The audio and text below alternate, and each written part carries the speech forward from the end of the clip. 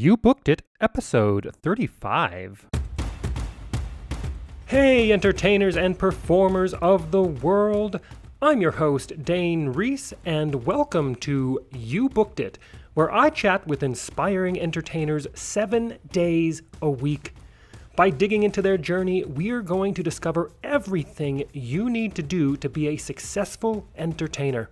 You know, because training usually skips that part about how to actually make your skills work for you in the real world. Fellow entertainers, my drive here at You Booked It is to share the inspiring and incredible journeys of successful entertainers. We are here to support your journey. So go to youbookeditpodcast.com and join the You Booked It email community where we dig deep into truly actionable things you can be doing right now to help you book that next audition, submission, or gig. If you enjoy this free podcast, please show your support and search for You Booked It on Apple Podcast or your favorite podcast app where you can subscribe so you don't miss an episode, leave a rating and review. And to show our appreciation for your, fingers crossed, 5-star rating and review, I will give you a shout out on an upcoming episode. And now, let's do this. All right, let's get started. I am excited to introduce my guest today, Tiffany Belzar. Are you ready for this, Tiffany? Oh, I'm ready. All right.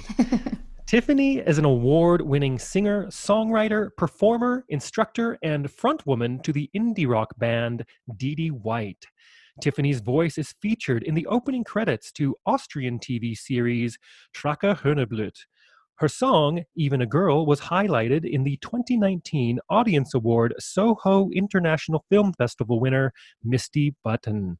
DDWhite has been featured by Paste Magazine, Daytrotter, So Far Sounds, and Reverb Nation. Their song, Pour a Cup, placed runner-up in the International Coffee Music Festival in 2017. DDWhite's song, Welcome to New York, is featured as opening credits in the web series B-Sides. Tiffany has also written music with multiple multi-platinum songwriters.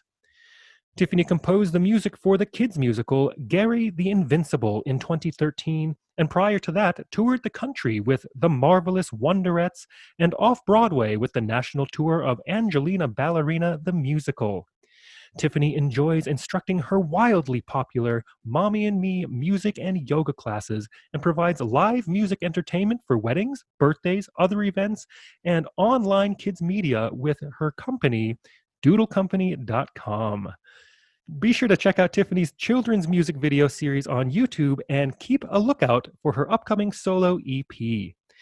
Tiffany holds a 200-hour yoga teacher-trainer certificate from YogaWorks New York City, Music Together certificate, and a BFA from the Boston Conservatory with a focus in voice and dance. She lives in New Jersey with her husband and daughter, who was born of August 2019, and is a featured baby model for Newton Living. Tiffany, that is a quick intro of who you are and what you've done, but Kind of quick. Why don't you tell us a little bit more about yourself? Fill in the gaps, if you will, who you are, and a little bit more about what you do as a professional in the entertainment industry. Sure. Well, as you can tell, I kind of have my hands in a lot of different pots. I'm a performer, but as well, I love to create and produce and write.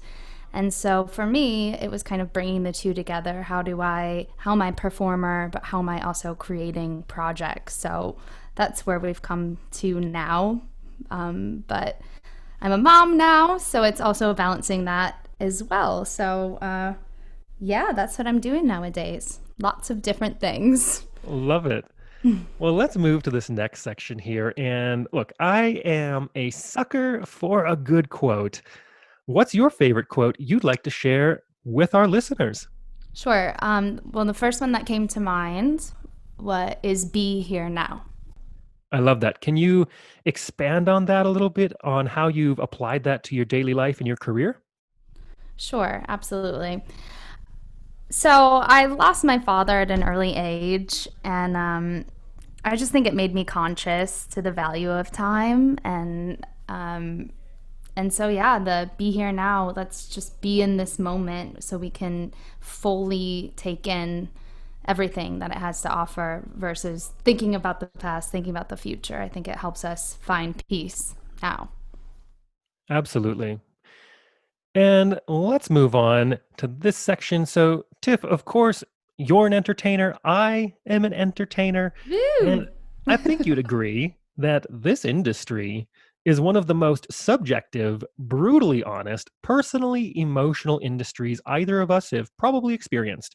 And you know as well as I that in order to create and to have a successful career in this industry like you're having now, takes a lot of dedication and hard work. And while, of course, yeah, there's an outrageous amount of fun and excitement doing what we do, there are also our fair share of obstacles and challenges and failures we are going to experience. And if we want to continue doing this, we're going to have to learn how to move forward through those.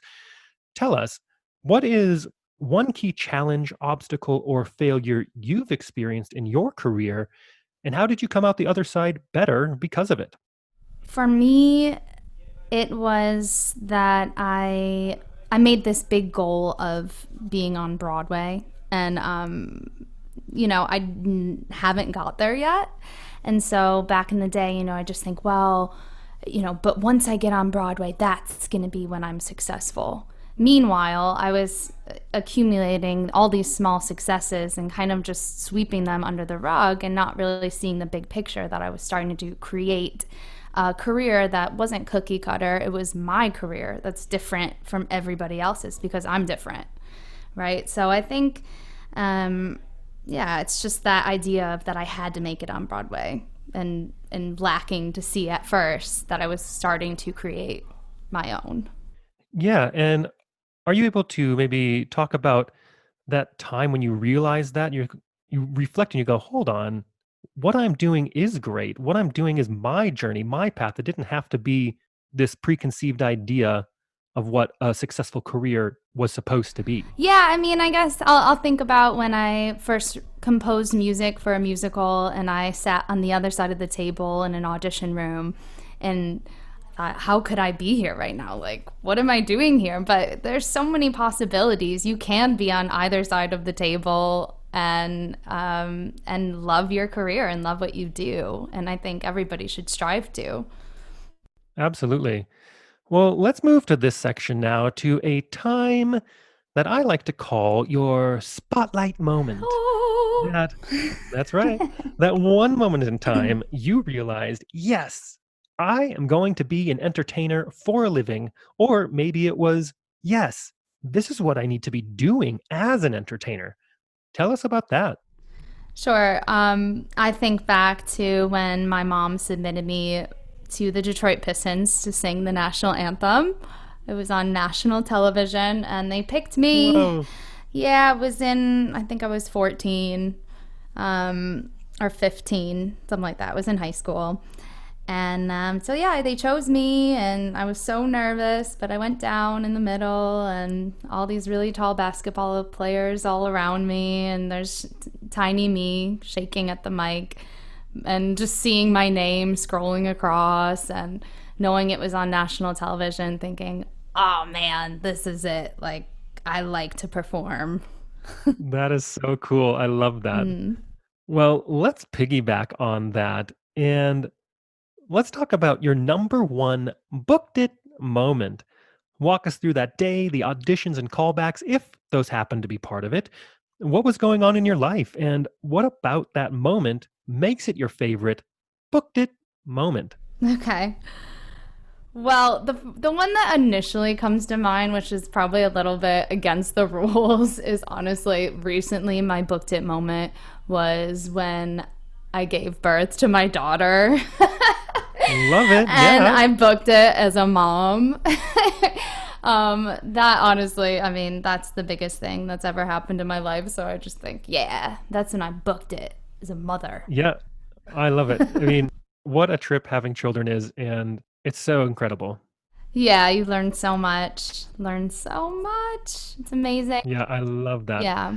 But if you want to talk actual, entertainment business stuff, when I booked the Marvelous Wonderettes tour, it was probably just a great moment in my life, knowing that the guy who wrote it was going to be directing it, and I was going to be able to go on tour. And the music in that show is from the 50s and 60s, which is just holds a special place in my heart because my father sang in those days and brought me up with that music. So that was really cool, and it was one of those moments where you're in the room, like at the callback, you're in the room with the team, and they're just really cool, and you can tell that they like you and that they're on your team and they want you to succeed. And it was one of those special, just chemical moments where it was the right fit. And so many times it was never the right fit. I was never the right fit, but this time it was, and you could just feel it. It was like Yeah,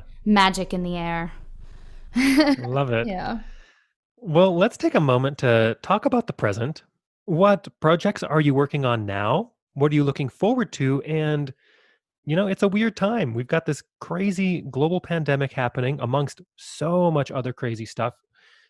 How do you see the entertainment industry moving forward in the next couple of years? So, projects I'm working on right now, I've been writing my first ever solo EP. So, a half an album. I'll be releasing, a few tracks of songs I've written. And it's going to be special for me because before I've released with my band and it was sort of this collaborative effort. And now this is going to be all about me and really having the freedom to be vulnerable in that and really share myself musically. So Yeah. I'm excited for that. That's going to be really cool. I don't have an actual release date yet, but I've been working on the demos and I'm going back to Detroit to work with the producer. So that's exciting. Also exciting is my Doodle Company children's album related to all the music videos I've been putting out on YouTube with my daughter Cassie. There'll be an album that is related to that. So that's going to be cool as well. And so, yeah, it's lots of producing, lots of writing for me right now. I'm looking forward to, well, hopefully getting a house soon so I can have a studio, a dedicated studio. My husband's working from home now, so now we're sharing my studio. Right? So I kind of miss just having my mic and my equipment out and being able to kind of press record when things happen. But now it's like you got to set up, you got to take down. It just takes, as a mom, you don't have that much extra time in the day. So I'm looking forward to getting the studio set up at our next living situation for sure, because that's going to just make for more creating. And then as far as the entertainment industry, I bet a lot of people are saying this, it's just moving more and more digital. I'm hoping that the old audition in person will be eradicated, and the whole having to sign up in the morning, especially, the New York City scene, it's just so demoralizing as an actor, as an artist, to be treated like that, to be treated sort of like you're at a meat market. I mean, they call it a cattle call for a reason. Yeah, exactly.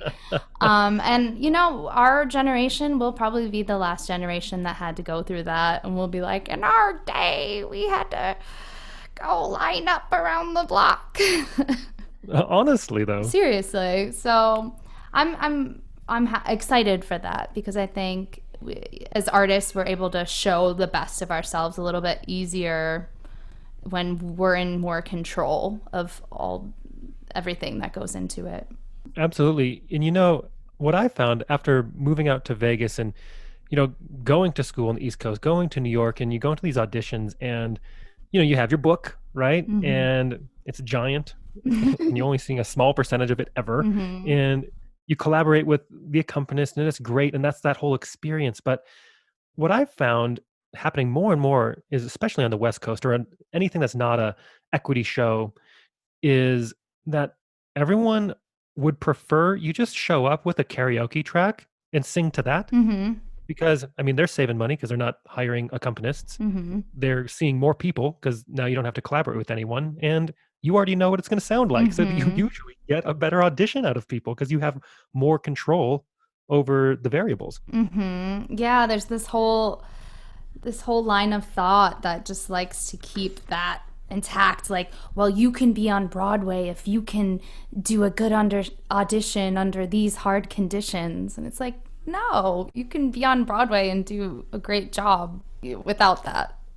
Yeah, for sure. Absolutely. Just be good at performing and doing what you do. But on the other hand, what is Broadway going to look like after all of this? Nobody knows, I don't think. So, No, as of far course as, not. as live entertainment and Vegas and everything, I mean, what will it look like? I don't know.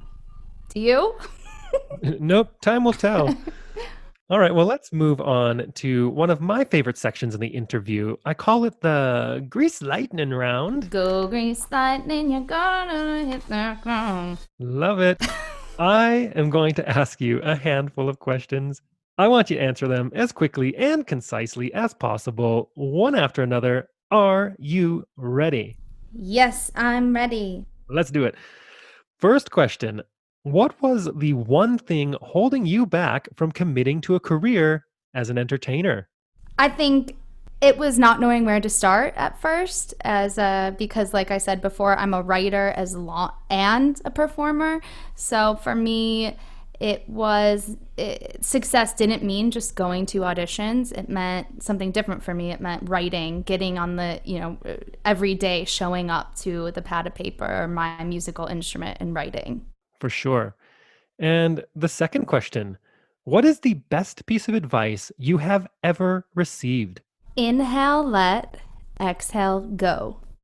Third question. What is something that is working for you now? Or if you'd like to go pre-COVID, what was working for you before our industry went on pause? I'd say being brave to dive into all the technical aspects of creating and producing material. So, and versus just being a performer, no, being a producer, being a lighting person, being everything, being a technical person as well. For sure. And the fourth question. What is the best resource, whether it's a book, a movie, a YouTube video, a podcast, maybe a piece of technology that you've found is helping your career right now? The Slight Edge. The author is Olson, is that correct? Yes, Jeff Olson. Yes. That's it. Fantastic book. I love that book. Yeah, just the productivity. Get it done. Just do little things every day. Absolutely. And speaking of a book, a second ago you had mentioned how you just show up, you need to keep showing up day after day to that pad of paper to do your art. Have you read the book The War of Art? Yes. Oh, yes. That's in my creative arsenal. Oh, fantastic. Oh, yeah. Such a good book as well. As well as The Artist's Way.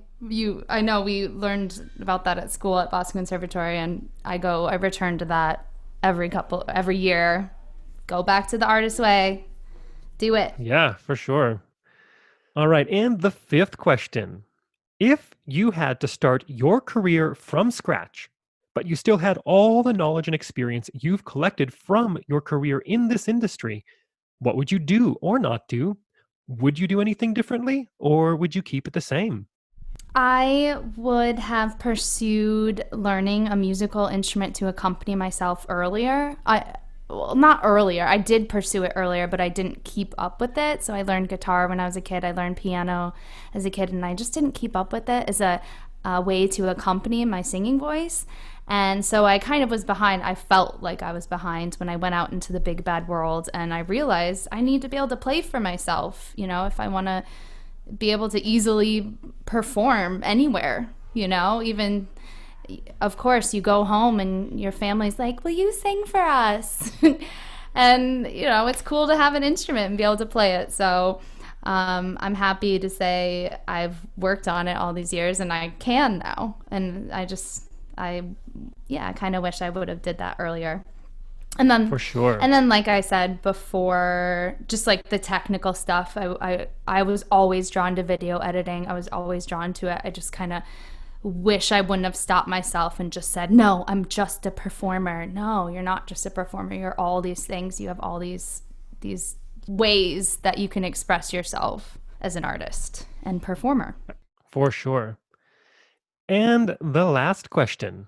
What is the golden nugget knowledge drop you have learned from your successful career in this industry that you'd like to leave with our listeners? Again, I'd say it's kind of a common theme. Don't wait around to be discovered or to achieve this goal. Just create with and share your gifts now. Perfect. And to wrap this interview up, it is time to give yourself a plug. Where can we find you? How do our listeners connect with you? Is there anything you want to promote? Sure, yeah, definitely follow me, Tiffany Doodle, on Instagram. And then you can check out also all the affiliated Facebooks. My Tiffany Belzar Facebook needs some love. If you want to go there, my Tiffany Belzar music for my solo music stuff. You can go ahead and like on there. And then just check out DDWhite on YouTube. We did a lot of cool stuff, good music. Check out DDWhite on Spotify. We have a handful of singles on there you can add to your playlist. And yeah, if you have kids, check out my Doodle Company YouTube.